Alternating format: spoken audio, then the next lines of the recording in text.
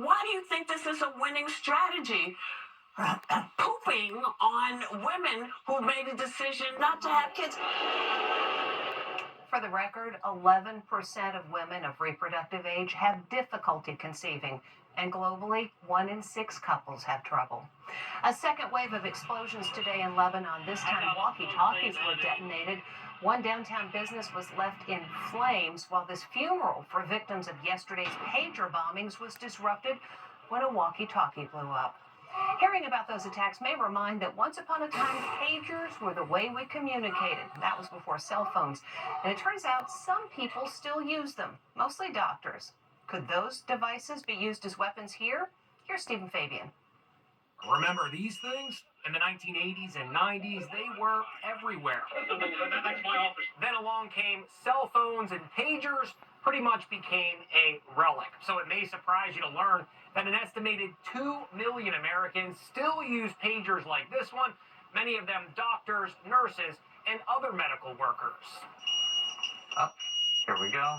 This anesthesiologist says the thick walls in hospitals make cell phones unreliable, so he uses a pager. Pagers just tend to be more reliable. When it comes to cell phones, that's using cell phone towers, and the technology can be, sometimes you get the call, sometimes you don't get the call, whereas a pager uses radio technology, which is more reliable, more connectivity. So if a doctor is in the basement of the hospital, in the bowels of the hospital, that signal will still get to that doctor or nurse. Today, the attention of the world is focused on pagers after about 3,000 of them suddenly exploded in Lebanon in an operation apparently mounted by Israeli intelligence against Hezbollah terrorists.